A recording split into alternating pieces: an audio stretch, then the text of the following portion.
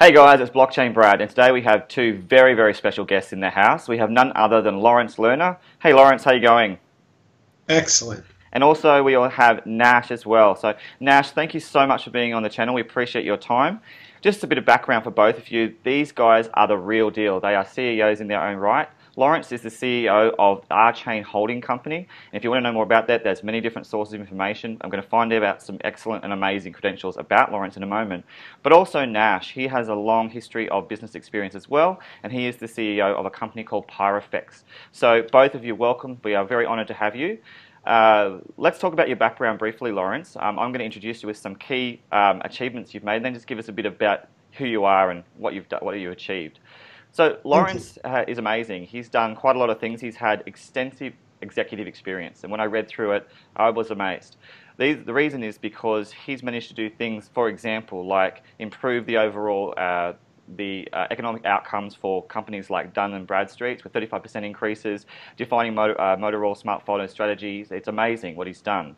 He's also done impressive things like work with venture capital firms. He's been involved in significant stake rises in various executive roles for improving technological advancement in the industry. So, Lawrence, tell us about you. Tell us about you. And Well, that's an amazing introduction. So I started as a developer, second generation internet developer. Um, Everything I learned from coding. And some point somewhere along the way, somebody said to me, "Hey, we'd like you to lead the practice and then lead the business." And so I got to work with a lot of edge technologies. I've been really fortunate to make, doing work in the early internet days, working with cards like Discover Card and helping them get launched, as you mentioned, help Motorola with their smartphone strategy. And actually, that's when I got involved with crypto in the late 90s. So I've been doing it since then. Took a long hiatus while we were figuring out how to get the technology up and running for blockchain and then Bitcoin. And then I've worked with a lot of venture capital, so really figuring out what's the next edge technology, okay. and I'm really, really pleased to be part of RChain and the overall efforts and working with people like Nash. Well, I'm so glad to talk to you as well because it was impressive to see the kind of scale of strategic improvements you've made. We're talking hundreds of millions in some instances, so I found that quite amazing. Nash, we move across to you. You're clearly the co-founder and CEO of Pyrofex. It's impressive in itself, but you've also been heavily involved in a lot of other initiatives. Can you tell us about some of them in your background? Sure. First, thanks for having me on today. It's always a pleasure to get a chance to talk to the media. I've been an engineer for about 25 years. I started at University of North Carolina, working on Sunsight, where we tested the Java SDK version 1.0, and I've been at Google and Oracle and a number of other the largest technology firms. Mostly, I work on large-scale distributed systems with a special focus on performance and security. Awesome. Mike and I started Pyrofex Corporation about 2 years ago, and we're focused on blockchain applications, platforms, and just improving the performance and security of those. Primarily, right now, we're working on RChain. We think it's got a lot of potential, and we're really excited about what's going on there. I think Lawrence would agree as well, Nash, on that. And what's interesting about you as well is that you lead a team of at least 15 at the moment, and that's growing. So we'll talk about that later. But guys, if we could move across now to the primary subject, and that is obviously RChain itself. Both of you are well versed in that. What essentially, in a nutshell, is RChain? And obviously that's a tough question because it's so complex. But how would you explain it, Lawrence? So RChain is a third generation blockchain platform. It was really designed from the ground up based on lessons learned from Greg Meredith, who's the founder and the architect of Microsoft BizTalk, on how to build highly scalable, up to 40,000 transactions per second systems. And it uses advanced concepts, and I'll let Nash dive into some of them, like composable namespaces. You can have public and private blockchains.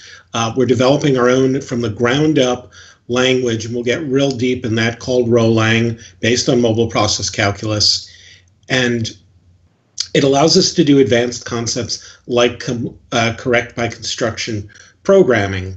And those are some of the things that are going to be very, very differentiated and solve some of the problems like the energy suck that some blockchains are creating, and some of the more unusual ones like problems with CryptoKitties. Right, that's an important one, obviously, having seen the disastrous impacts that had on and pressure put on the blockchain. Nash, can you elaborate a bit more on those technical aspects, just briefly, because we're going to address these specifically as we progress through? Sure. Well, I think everybody knows that the two main problems with the smart contracting blockchains that are out there, like Ethereum, are performance and security. Right? It's too easy to write smart contracts that don't work the way you expect, and then once you write a smart contract, it's really popular. They're too slow. The system gets overloaded. It's vulnerable to different kinds of attacks and stuff like that. So RChain has a variety of different technologies that are being developed in order to deal with those. In particular, we have an approach to performance that's a bit more sophisticated than simply sharding the network into different parts. Okay. It's going to allow us to build, a kind of tree of different namespaces where people will be able to profitably clear transactions and to run their smart contracts without interference from folks that they're not interacting with. And this will allow us to run those namespaces in parallel without needing to cross-transact, right? Yeah, so my wallet here in Provo doesn't really transact with people down in Australia. Right. And so generally speaking, my wallet doesn't care about any of the transactions that you're doing where you are. And so there doesn't need to be any synchronization between those two programs on the blockchain. And that'll really drive up the ability to transact much more quickly. Okay. And then in terms of security, we've got several different technologies we're baking into Rolang. In particular, as Lawrence mentioned, the mobile process calculus, or the Pi calculus, is the basis for this programming language. It's a different way of doing computing from von Neumann machines. It basically puts distributed computing at the center, at the heart of the programming language, and then allows you to build programs that are inherently concurrent, as opposed to having concurrency tacked on later. I see. On top of that, we're also going to be building into the language a strong type system that allows programmers to use spatial behavioral types to make sure that their smart contracts actually behave the way that they're intended to behave. So, for example, you might want to be able to guarantee that you don't refund money to a wallet that didn't give you money in the first place. Exactly. Right? So that's a fairly simple thing to express in the spatial behavioral type system that's going to be added to Rolang next year. And Nash, you say that's simple, but I think we can't underestimate the value of that for users, because obviously that's a huge issue right now, in that where you do make a mistake and you do happen to send it to the wrong address, you're providing with a security measure that's is second to none in that respect, and giving people confidence to trust something like RChain's facilities. If we move it back now, guys, to one of the key aspects of your design, and that's your virtual machine.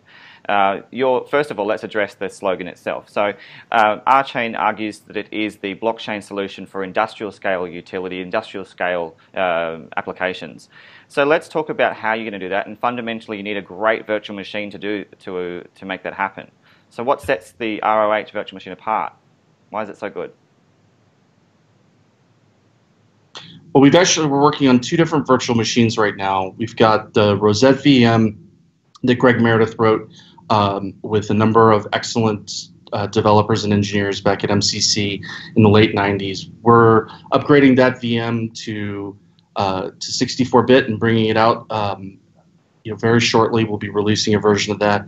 That virtual machine has already been tested across the world in large-scale ATM networks, for example.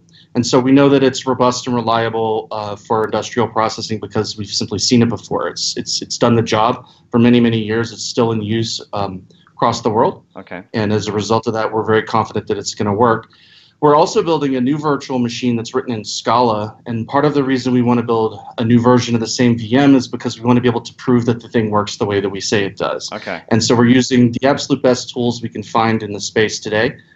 We're basing the VM on the JVM. It's written in Scala. It's going to be, formally verified at some point to actually implement the virtual machine that we claim that it does. And we believe that that'll allow it to perform and to be secure for a wide variety of different applications that that are going to be at scale. Awesome. And Lawrence, if we can move across to you for a moment, industry is a huge part of the design, and you're part of the holdings company, which is a very important capital firm that hopefully, you'll be definitely garnering more support through various endeavors, obviously through channels like this, that more people have interest at that level. But industry itself, why industry focus? Why industry scaling? Why, it's adaptability. It's adaptability. We're looking for, I call them boring use cases, places that have lots and lots of scale. Insurance, supply chain, I'll go into these, healthcare, anywhere where there's membership onboarding. People want to know that that information is secure and can scale, and these things happen millions of times every day. So the first things that we're investing, and we'll announce our first formal investment in probably about 3 weeks, are identity systems. Okay. Companies that are building identity solutions. Why? Because they're foundational to the wallets that Nash mentioned earlier. If you want to verify things, and we're using they're using, I should say, advanced concepts like zero-knowledge proofs, where you can share information with only a certain amount of correctness, and you don't need to expose any more than that bit of information. I see. So essentially you're talking about trusting the blockchain as well and having applications built in for people to verify their ID and have it certified through, the partnerships you're making? Verified, yes, verified and then shared. So there's many different companies that are working on this, and we partner with a number, Trusted Key, Life ID, Evernym, and a lot of that work we're also creating working groups for. So it's not just our investment. For the larger community, we're doing that in identity, in storage, in supply chain. Those are the first three that we're really working heavily on. And obviously, you say the first three, but those are huge in itself. So no doubt the partners we're talking about here are of significant size, much like, your own credentials and the things that you've done. Let's move across now to sharding, Nash. I want to talk to you about that. It's the partitioning aspect of RChain is really quite exceptional. Can you tell us a bit about how it works? Well, there are substantial portions of it that are still being finalized, but at the end of the day, the goal is to allow different smart contracts to run in parallel, truly concurrently, right? So they're running parallel with no interaction if they don't need to. And we use a feature of the Pi calculus called scope extrusion to determine when a smart contract needs to be elevated into a larger namespace so that it can interact with other smart contracts. And then once it's done performing those interactions, we can perform scope retraction to bring it back down into a smaller namespace that allows it to run much more cheaply. And the goal in this case is basically to ensure that there are places in the blockchain where lots of transactions can be happening, where there's lots of interactions, but also where you can have things that are much more isolated. And to allow that to be done basically by the users themselves, right? So we want to create a system where the users get to control the structure, and the users get to determine how they want to deploy their contracts and where they would like to pay their fees for validation or mining and that type of thing.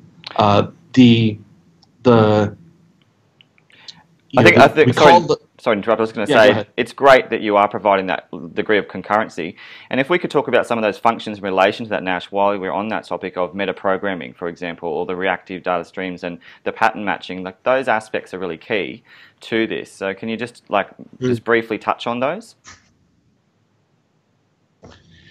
Yeah, it's, at the end of the day, there's a decentralized consensus system in basically every computing platform, right? Like most people don't realize it, but there's a consensus system inside your Intel CPU, right? There are instructions that implement memory gates to cause the main RAM to synchronize with the CPU cache, and that's how two cores inside your CPU actually interact with each other. So when you want to create high performance flows, you have to have minimum synchronization. You want to be able to run all the data through a single core without having to interact with the other core, because otherwise it'll be constantly interrupted and spending all its time gating memory and doing all of this synchronization work, which is expensive. The blockchain works exactly the same way, right? If we want to create high performance data flows on the blockchain between two different locations in the world, the trick is going to be to make sure that they interact with each other and minimum of other people. Today on Ethereum, if you want to publish a transaction, you have to publish it.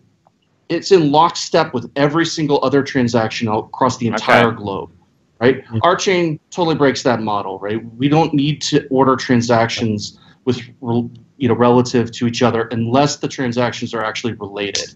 I think that's a massive point, because again, to use an analogy, if you're thinking about it like a line of people, there's no distinction between them. You know, they can be positioned anywhere in that line for the Ethereum. And what you're doing is breaking apart that line, and you're creating different, in parallel, components that are going to facilitate computational advancement and also scalability itself.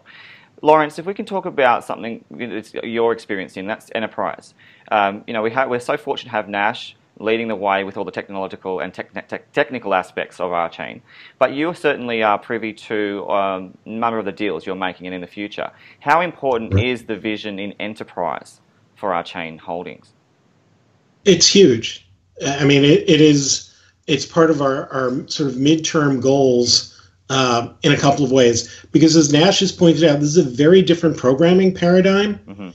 And what it allows you to do is be more robust with your transactions, provide more scalability, and change the way that they're doing. They're looking, you know, and at the end of the day, it's very simple. It's a cost play. By being able to put things on the blockchain, like membership, onboarding, and I love to talk about aspirational things, don't get me wrong, but these are things that we could do in 6 months. Once we're fully live, these are all things taking costs out of membership onboarding, property title transfers, all of the enterprise. I spoke to the insurance industry here in the US last month. They're very excited about the opportunities with blockchain and how RChain can help them scale and streamline what they're doing in the medical industry, in constructing documents for the legal industry, in the music industry, not for streaming, but for things like venues and other aspects that artists need, because today, you know, artists are making very little off their music. It's the sale. It's about the venues and the merch, and we can put those on the blockchain. So, and they've learned that they get disrupted. In 2008, 2009, U.S. banking system, the banking system around the world had some stumbling blocks. Yes, it did. They lost trust, and then they discovered blockchain, and they got behind it in a big way. Yes, and interesting you said that also, Lawrence, because many people don't know how early they adopted it. But if you go and do the research, they adopted it many banks, and we're talking some of the largest in the world. And we won't name names, but one CEO in particular has been quite vocal, let's say. But underneath that, he has certainly been adopting it. So it is a really serious thing that that's what you're saying. His picture is the first slide that I've used in every deck for the last 6 months. If you go on my LinkedIn, you'll see his picture. Okay. But yeah, I'm sure it's worth diamonds, not gold, let's say. So in that respect, I wanted to ask you specifically, what I really like about the way you're addressing this is that you're not just focused though on enterprise. That is a huge component. But with Nash's support, you're also considering the user, the lay user in the space, because there are provisions for them. And that's what makes blockchain so exciting in this respect, is that it has this mutually beneficial environment between these two parties. Do you think that's fair to say? Yes, and it happens in many different ways. And the thing that's key about RChain, and that I say when I ever look at any blockchain, whatever it is, and I write about it almost every day, is that there is an earnable token. Okay. There is something that's transactable that you can put your finger on and say, aha, here's why people are going to come in. So anyone could be a miner. There are going to be lots of different opportunities for that to do the proofing algorithm.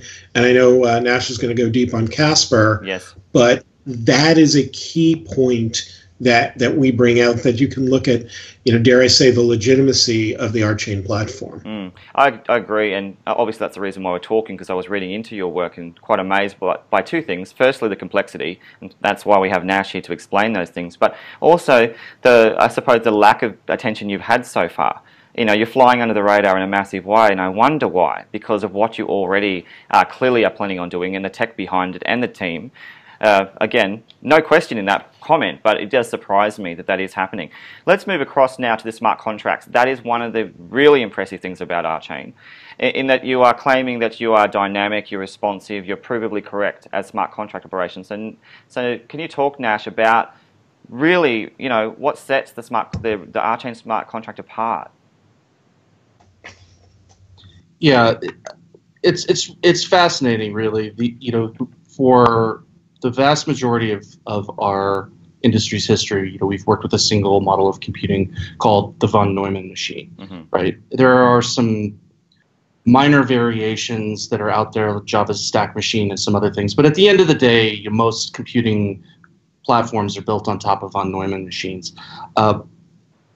RChain's built on top of the pi calculus. It was a model of computation that was invented about 25 years ago by a guy named Lerner. It was designed to help him analyze distributed systems because there was no real theoretical tools in the von Neumann architecture to help you do that.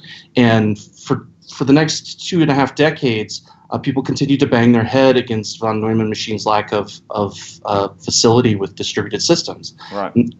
I've built systems that run on tens of thousands of computers for Google, 50 different data centers at the same time. I've seen, what we do, the lengths that we go to build systems that are scalable and fast and reliable, and it's incredible. And a lot of these tools are just native to the pi calculus. And so at the end of the day, what we're really excited to do is to introduce a programming model to people through our smart contracts that's going to allow them to write applications that are inherently large scale, inherently concurrent, and parallelizable from the ground up. And that's just, I think it's going to be really fascinating and interesting. It also allows for a wide variety of additional security and reliability features to be layered into the tool set. So we're very, very excited about that. Likewise, and that's music to my ears. It sounds amazing.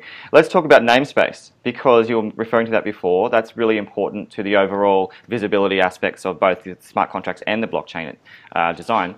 What is namespace? Why is it important? So namespaces, if you want to think of something to give you a sense of how it's going to work, they're going to look a lot like URLs. Okay. Right, so you could have a domain, and then you could have subpaths underneath that domain that describe different resources within your system. Namespaces are going to be the mechanism by which the blockchain is sharded into a hierarchical tree of different domains of consideration, and then transactions are actually validated within an individual namespace rather than across an entire global namespace the way that Ethereum is. Because they look like URLs, you get a lot of theoretical and practical utility that comes along with all our 40 years of experience with the Unix file system and all of our understanding about how that works. Many of those principles just go right through under RChain, and they're going to allow us to scale incredibly quickly and to keep the fees and the economic incentives from becoming plutocratic, right? Well, let's move across now, because that's really impressive. I don't want to spend the whole time just on tech, but I'm sure Nash, you could talk for hours on that. But if we move across now to the relevance out in the real world, in terms of scalability, everything has to have the purpose of application. So, Lawrence, in the real world, we're talking about how important is the scalability of RChain, and as it rolls out into, we're talking about the enterprise, what timeframes are we looking at for the application, for the scalability to be usable, in context? I would say, later in the year, end of year, we'll have the full Mercury release, and then we'll start seeing the applications come out shortly after that. But we're already having the conversations on supply chain with, I've spoken to 2 of the card brands already, the credit card companies, who are looking at this technology to get into the micropayment space. So we tried that back in the 90s. It failed because we didn't have the tech or the infrastructure, but they want to do their own applications that are going to be able to do it, and they want to be able to do it at extremely high speeds. I've talked to companies that want to put out loyalty programs. We've talked about identity. It's key for them to be able to do this quickly, but also be able to leverage things like namespaces to keep things private when partly because of the speed reasons, but not everybody needs to see that the deals you're doing or your supply chain But because things move along so quickly in the supply chain, and you can analyze them when there's a problem, Walmart is an existing and famous case study for doing pork products in that. I've talked to 3 other CIOs who want to do exactly the same thing, but they're concerned about bumping their heads on the ceiling of existing blockchains. Right. And also, for a question to both of you, just off the top of my head, is that, you know, when we talk about these companies like Walmart, we talk about, you know, obviously I'm in China quite a lot looking at exploring blockchains there. Many of them are permissioned. Many of them are really centralized as well in their structure.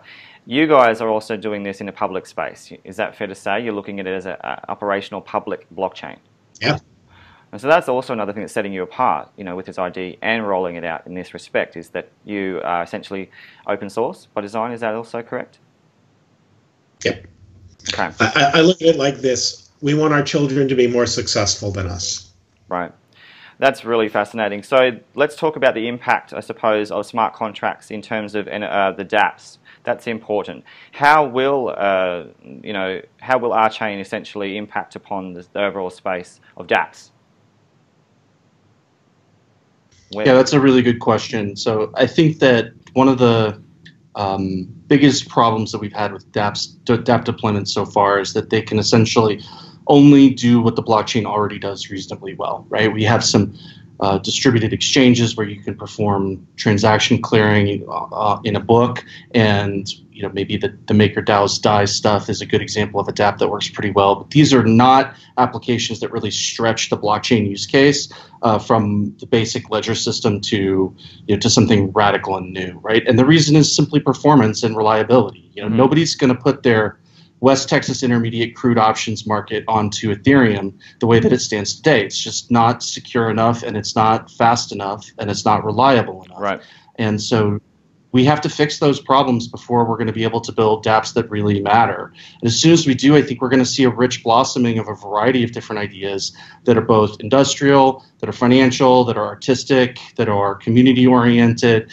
There's a lot of different variety here because there's just an incredible amount of interaction between people in public spaces that the blockchain can help to mediate, and that smart contracts can actually facilitate. I agree. And also, if we talk about namespace, Lawrence, as well, the importance of the ID component, do you envisage that also there will be transitioning from Ethereum, you know, once you're established and up and running as a mainnet and as a viable entity on the blockchain for people to access? You know, it sounds like, you know, it would be common sense to switch over in many instances for, you know, for the reasons we've been talking about. Well, we know that people will always use multiple ones, and people tend to stick to things that they're familiar with. They say no to complicated things. So what we're doing is focusing on education. We put out a lot of information, and we're looking for, obviously, Ethereum developers because they know the blockchain space, they understand it, and we're looking to build content, partnerships to build content, and partnerships with companies that do software development like what Pyrofex is doing. Right. I do want to say one thing about the previous question about dApps. Sure. That's kind of a really important point in the industry. Because of the way we're building them, the energy consumption for RChain is going to be significantly less than what you're seeing today. And from a social environmental impact standpoint, that's a big deal. And I know there's been a lot of people like yourself who've spoken about it, so I did want to bring that out. I think it's crucially important also, not only for that reason, but for the competitive market of blockchain right now, because there are several, particularly in China, who are also competing at that level. And again, we can't sort of undervalue that position that you're taking, because blockchain is moving at such a rapid rate that, you know, you look for a moment, you look back a month ago, and you suddenly see how far, you know, things have changed, literally just in this conversation of scalability, you know. So it's quite fascinating that, you know, you are very much on the ball with that. You know, it's not just fascinating, it's important. If we could move across now to the DAG itself, you know, obviously that's a huge component of many really robust blockchains, but is the RChain just a DAG? Like Hashgraph, for example, or is it similar, or how does it work? Yeah, RChain's not simply a DAG. Obviously, any graph of transactions is going to have a DAG component in the sense that it's going to that's a very common data structure. But RChain's not just limited, to the DAG operations that Hashgraph is. It's a true blockchain, and so when you validate inside of a particular namespace, you're going to be synchronizing with other people who are running inside that namespace, but you're going to be doing it independently of other namespaces that you're not currently interacting with, right? And that allows Casper to run much more rapidly and to validate transactions at a much higher speed than you would get if you have to continuously be syncing up along the way. Right. And let's talk about data separation as well, because that's also something that's outlined on your website. How important is that aspect of the design? I think that at the end of the day, the reality is that blockchains are going to be responsible for a lot of data. And we're already starting to see what happens when you put too much data on a centralized blockchain like Ethereum, that the nodes themselves just become incredibly expensive to purchase from just a storage perspective, right? At this point, what would it cost somebody to build a node that could even catch up, right? So you have to BitTorrent down the latest snapshot and go through all of these steps in order to be able to sync your Ethereum node and just get on the network and start validating. And the reality is that we're going to have a solution for that. So data storage is a fundamental part of our chain. We've actually got a very interesting data storage layer that we're going to be releasing independently later this year. It's based on the Lightning database, which is in use across a lot of applications.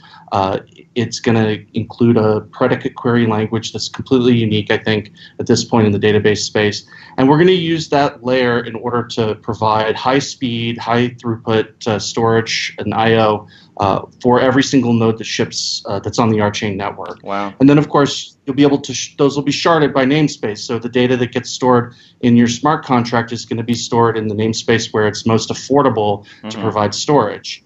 And so there will be namespaces where people build systems that are extremely good at like long-term storage, and they don't charge very much for archival data storage, and you can run a smart contract there with giant data sets that's an excellent and reliable backup, because that's what they designed the namespace to do. Then right next door, there will be another namespace where most of the guys have figured out, hey, we're going to put SSDs in all our nodes. We're going to make the storage expensive, but we're going to make it really fast. So if you want to run a high throughput job on a small data set, it's going to be very affordable and efficient to do it right over here. And this is where you want to make that deployment. And so essentially, sorry, I was going to say, and that's exactly where Lawrence fits in with all of his experiences, because he'll be selling that fact to many companies around the world, that the efficiency's there and the economy's there. And we've already had conversations with some of the projects that are building out blockchain-oriented storage. They are hungry for this information, and they're asking us to provide, well, here's what I'm hearing about all of that rich supply chain data, especially in food safety. Right. That seems to be the #1 use case that people are asking, and they want to be able to put that information there. Healthcare records and parts of healthcare, I think transformation of that will take some time, but people want that information on the blockchain. There's great use cases. France has an existing model that uses older technology on chip cards, but it's very applicable to this. And that's why storage is our second working group. So we want to create the industry conversation. We certainly want to help lead it, but we're inviting others to actually run the working group channels. Yeah, that sounds really interesting. If we can move across now, Nash, to Casper itself, because Lawrence was mentioning that previously with, hoping we could lead to that. No doubt you're planning on implementing that at some stage in its most robust form. So what's happening with Casper as part of the rollout? Yeah, it's very exciting right now. We recently acquired a developer in Toronto who's leading Pyrofex's efforts to take Vlad and Greg's work from the Casper working group and actually build out the implementation. He's doing a great job. He just dropped most recently a fairly interesting article on Medium. Maybe you could put it in the show notes. Absolutely, yes, I will. Yeah, Michael Birch is an incredible guy. He's doing great work. Vlad has produced a simulator that we can use at the moment to simulate the operation of Casper. And so we're going through that implementation and figuring out exactly what details we want to twiddle here and there. Right. Casper, it turns out, is a family of different algorithms that can be implemented in different ways, and you get to choose different parameter sets depending upon exactly how you want your consensus system to operate. And so as we integrate the work on namespaces with Vlad's work on Casper, we're very close to beginning a full-scale rollout. We should have it integrated with the node later this summer and ready for testing when we fire up the testnet in the fall. Right, and obviously Vlad is a famous, he's a famous member of the blockchain community. Let's just get real with this. I mean, his credentials are quite outstanding in their own right. How important and fundamental is it to have Vlad on your board of directors? I mean, Vlad is doing two things with us. One, Casper, and he's in there with the developers. We had a week-long retreat that was in Pyrofex's hometown or home state, and we spent a week working on that. I should say they. I haven't done that kind of computing in a while. And Vlad is also working with us on governance. How do you govern a blockchain? It's hugely complicated, and we're working out those issues. And mid-February, a large number of the members of the RChain Co-op and other interested parties are coming to Seattle to work on that. And so he's really giving us some real leadership of the dynamics of running a blockchain for now and the next 3 years. That's exciting. I mean, that was one of the things I have to say. Researching Vlad led me to RChain, so I think it's a hugely important component. If we can talk about comparisons, guys, I know we've touched on it, but let's talk about it in a more general sense of blockchains, not just Ethereum. What are the key, the driving components or the driving features that really genuinely set you apart from all the main chain blockchains? I'm not talking about all these projects that come forth as dApps, but there are some serious blockchains we're not talking about as well. I represent one that is very well known in China. But let's get real for the future of RChain. What really does set you apart? Fundamentally. Is it the smart contracts it's design? Is it the protocol? I think that at the end of the day, the thing that's most unique about RChain is that we've been able to gather a development team. It's about 20 people strong. It's got, I think we're up to 7 PhDs in mathematics. We've got 4 ex-Googlers. We have the number of guys on our team with more than 20 years of industry experience is outstanding. It's really, when I look at a project or when I look at a company or when I look at a technology, the first question that I always ask as an investor or as an interested party is, what's the team, right? Because if you talk to VCs in Silicon Valley, they want to invest in teams, right? They know that regardless of what the technology idea is today, things are going to change. They're going to have to pivot and make adjustments in order to ensure they can deliver something to the market that's going to work. And I think that RChain's team is just incredible. We recently, I think yesterday, we hit 1,000 people in our Telegram channel. We have a community that's incredibly committed and incredibly dedicated to working on the technology, providing all the support and infrastructure. And the core dev team is just unbelievably strong. From Vlad and Greg Meredith to Mike Stay to Kyle Butt from Google's compiler team, we've just got a ton of guys with just incredible resumes. And also, Nash, if people want to know more about them, you can certainly go to your website. There's several links. I've had a look at all of them. I think, just with respect to also the overall performance of RChain in the market, it's also been substantial in recent days. So that's exciting also that there's uptake and there's interest in the community space of blockchain and cryptocurrency. If we can now move across a bit more and talk on the partners. As you said, Nash, I totally agree. When you look at a white paper, you scroll very quickly to partners. You want to see that it's backed by serious support. Lawrence, you can answer this as well, I'm sure. Key partners right now are RChain Holdings, that represents you. Also, Nash, with you with Pyrofex. But let's expand it and extrapolate this further. Just how extensive are the partnerships we don't know? I always like to, talk about things that are done and complete. Like we deliver code. We're having very broad conversations with universities because education is important to us. Exchanges, not because we want the token there. We're happy to have it and we appreciate it. But how do we help them scale? How do they build the next generation? Storage. Right. Storage. Identity solutions. We're talking to all of the the major identity vendors, and we'll be taking partnerships there. That alone is massive. I can see you're thinking through a long list. So that I wish I was inside your brain right now and knowing those names, but we'll find them, I'm sure, later on when you're willing to tell us. Let's talk about the 9 board members themselves specifically. You know, how important is it having a diversified board like this?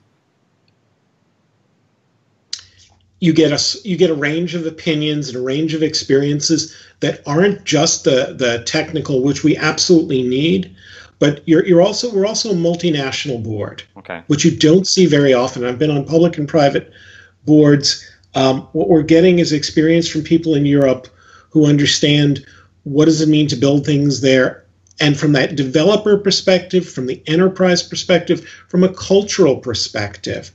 Those things add to the richness of governance of the co-op and the way that we're building. And Nash, you probably have got your own perspective on that as well, because you know those people for a long time.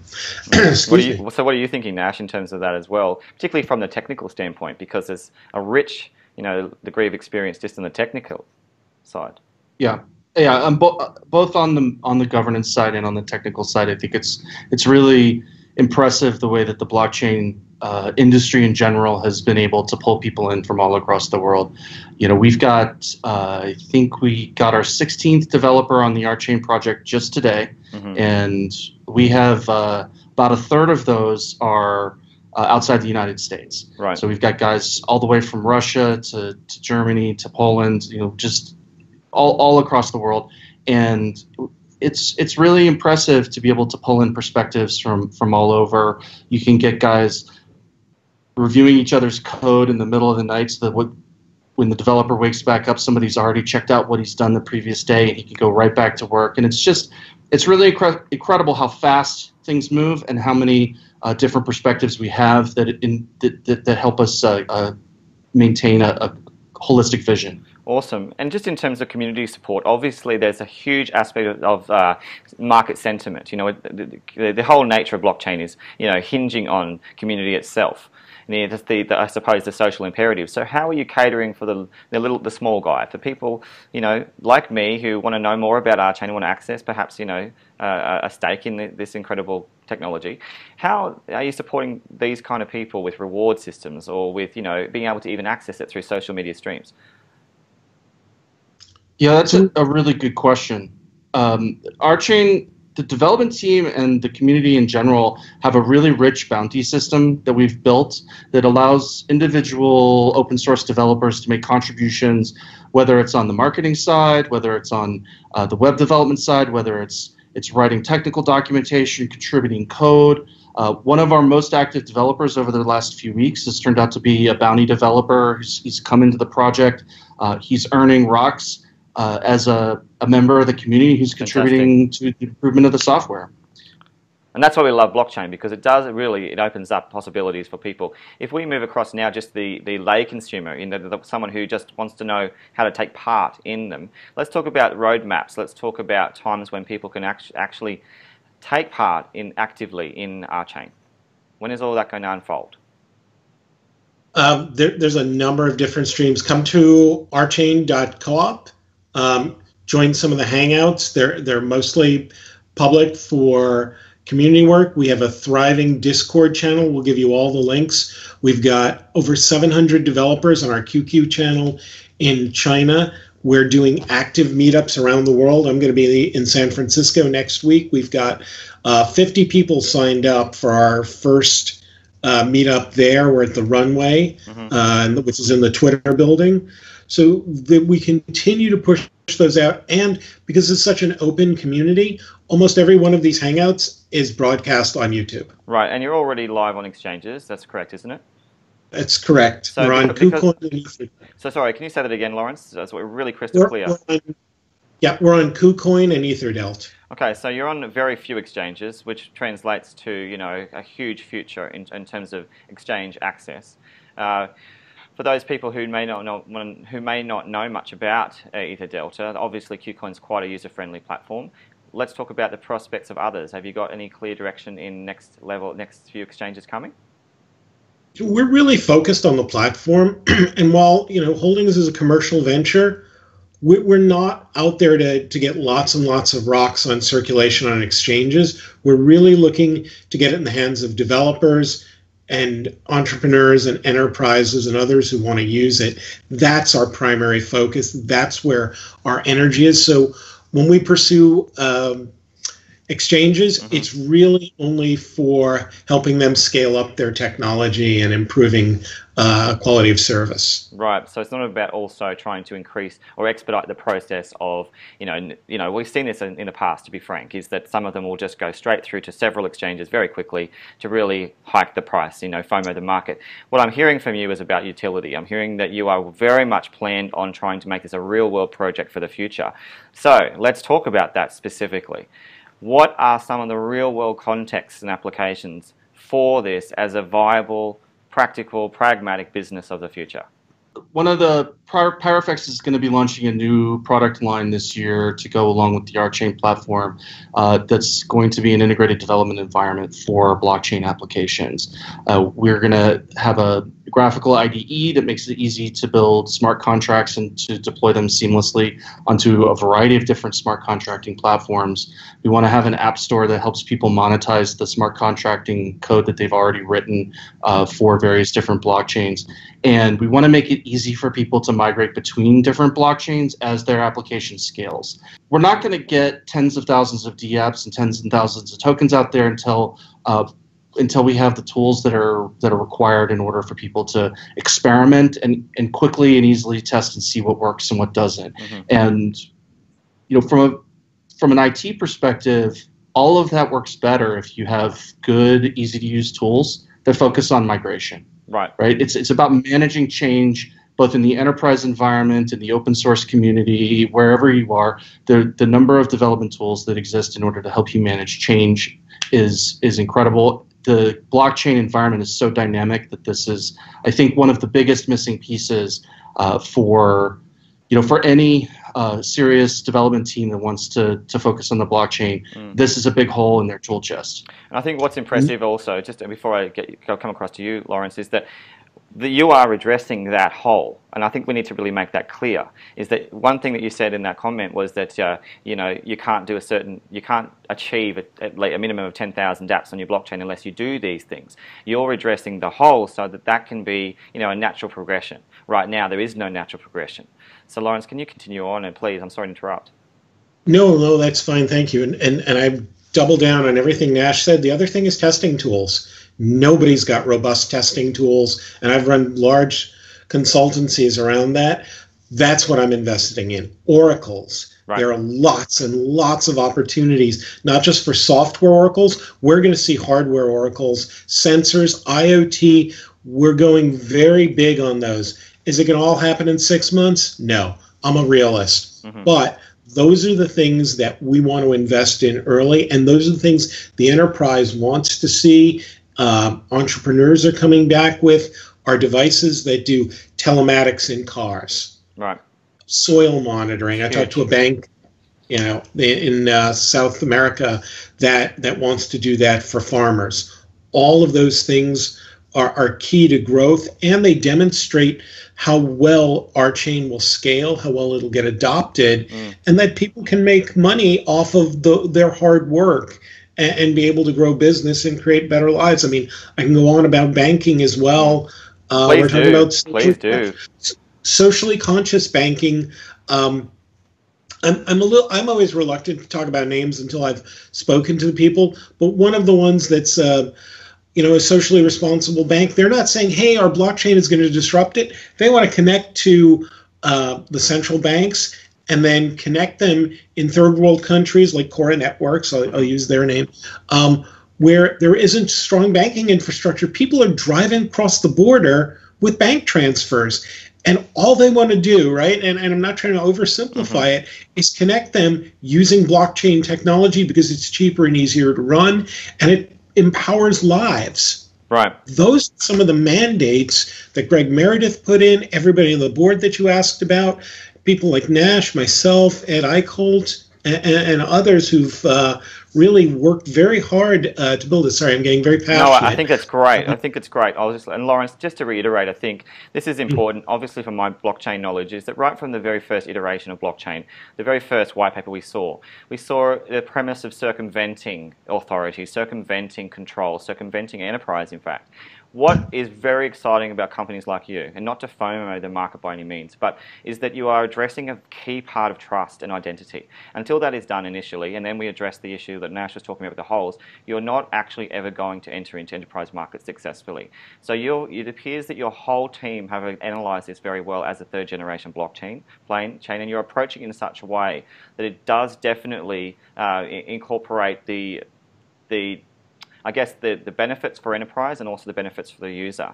And what I mean by that is that without those degrees of ID, there's certainly no conversation from the enterprise perspective, because that has to be secure.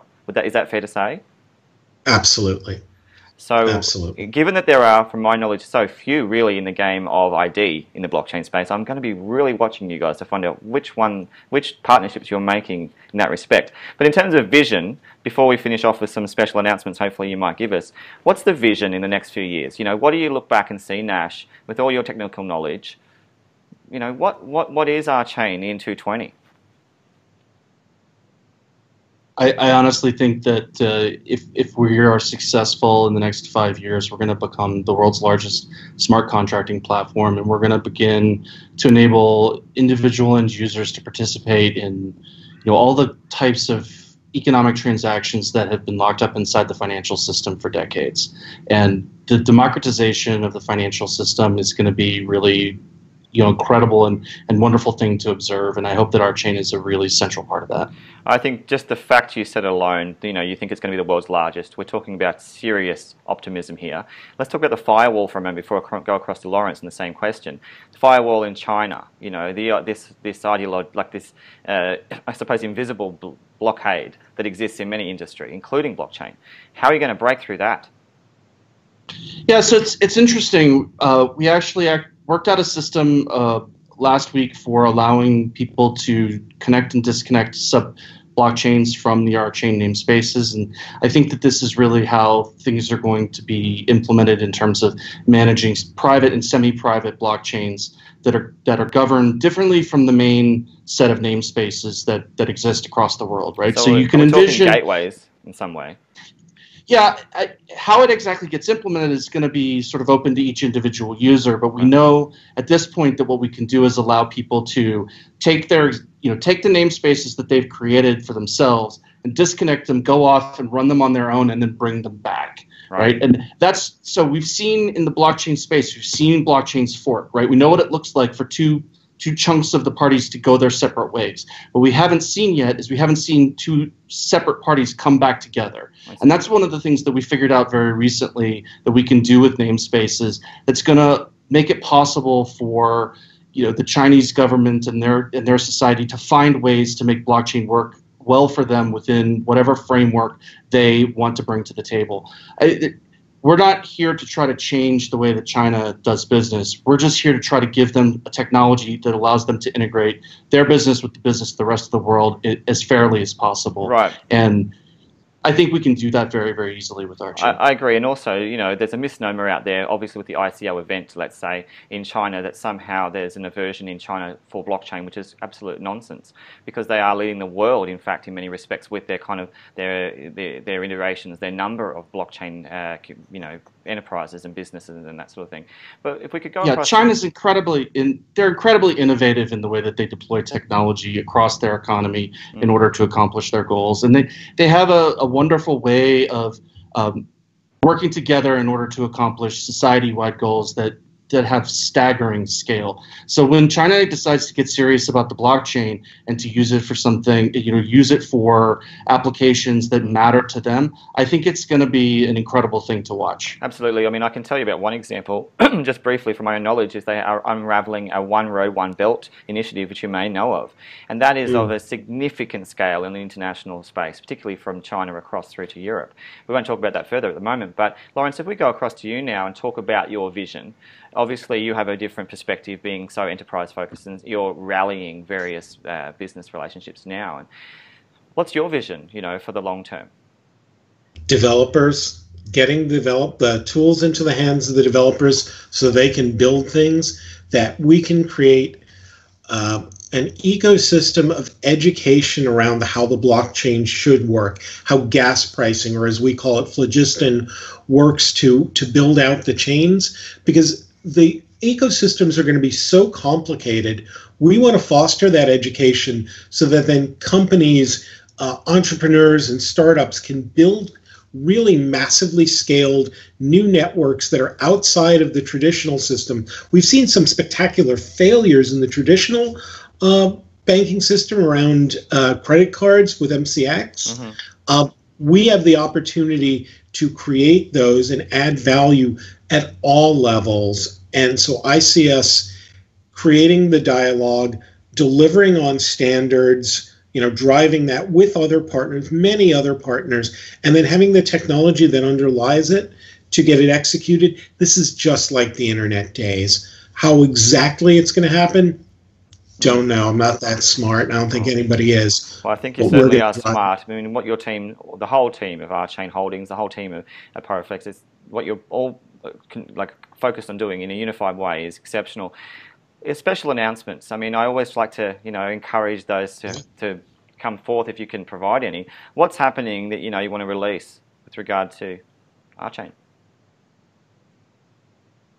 I think one of the most exciting things that's going to happen in the next month is that the developer team is going to release the first Rolang SDK, and we're going to launch the developer.rchain.coop website to go along with it. So you'll be able to download the compilers that we've written and run them on the Rosette VM. Wow. We're going to release a series of set of documentation associated with that, so people can begin to familiarize themselves with the Rolang language as it stands today. We also have the future-looking documentation that's associated with our Mercury release target down towards the end of this year that we're going to be putting up on that website as well. And that's going to allow people to see how the language will be evolving over the course of this year. We're hopeful that people will come to the website, developer.rchain.coop, that they'll download the SDK, they'll play with it, they'll learn a little bit about row calculus, a little bit about the Rosette VM and the Rolang compilers, and they'll have a good time and begin to see what the potential is for this interesting new way of writing computer programs. It's the dev beginning for RChain in a sense, in that respect, and we need to really make sure we hit the nail on the head with that one, because that's really the beginning, as Lawrence was saying. That's the objective, is to try and really get people on board who have the skill sets, the developing skill sets. But let's talk about the specifics. We know that Ethereum has its finite language as well. How difficult is it? We've seen some of the problems and issues with Ethereum with their Solidity language design. So how accessible, how easy, and how fundamental is it? I think the thing about Rolang is that it's going to be different, right? And so I don't think that Rolang is a difficult language. Its syntax is actually remarkably small. The entire row calculus fits on about 10 lines of notebook paper, right? So it's a tiny core to describe this model of computation, and then from there we build up a fairly simple programming language for doing smart contracts. There will be obviously some learning curve associated with the new syntax and the new semantics of learning to program in the row calculus versus von Neumann machines. But we think that a little bit of cognitive impedance helps people remember the differences and helps it stand out. And so we're actually really hopeful that people are going to find it to be fun and exciting on its own, even before the blockchain nodes are available, and that will help them to want to write smart contracts for RChain. I'm really very excited for people to get their hands on it and to start beginning to learn Rolang. And now, Nash, I wanted to ask both of you, because I would love to ask Vitalik if he'd ever talk to me as well, the same question. Why go and do this specific, this blockchain-specific language, developing language? Why not open it up to the majority open source languages that exist already? Well, actually, Rolang is a general purpose programming language, and the SDK that we're releasing now is going to be completely agnostic of the blockchain. It won't require the node to run. It's going to be possible for you to run arbitrary computer programs on it. Okay. We have designed the language in order to facilitate distributed computing, and that inherently facilitates the blockchain. And so it's going to be very, very easy to adapt Rolang and the Rosette VMs to run within the blockchain nodes and alongside Casper. And then we're going to implement Casper in Rolang. Awesome. So we're going to eat our own dog food over the course of the next year, and we think that there's very little that we could do to prove that how confident we are in the language design and in the virtual machine than to actually implement the consensus algorithm in our own programming language. Fascinating. You know, when I hear you both speak, particularly you, Nash, with your technological, prowess, is that really, essentially, in many ways, a bit like me with me being a neo nerd, really, you guys, you have that connotation, or at the moment currently, as technologically nerds of the space. But what I mean by that is that you're not well known beyond that, and I really hope that we can really push this forth into the mainstream space, because you really are so much more than a technologically savvy team. You are building out a very robust team prepared for business, and that's why I like talking to you, because you're really essentially a business blockchain. You're all business. And the bedrock is the technology. So I really appreciate the time that you've taken today. I understand you're both extremely busy as CEOs of a holding company, with the RChain Holding Company. Thank you so much, Lauren Lerner. I appreciate your time today. Thank you so much, Nash. I appreciate your time. I know that you're leading a team of 15 very smart people, certainly smarter than me.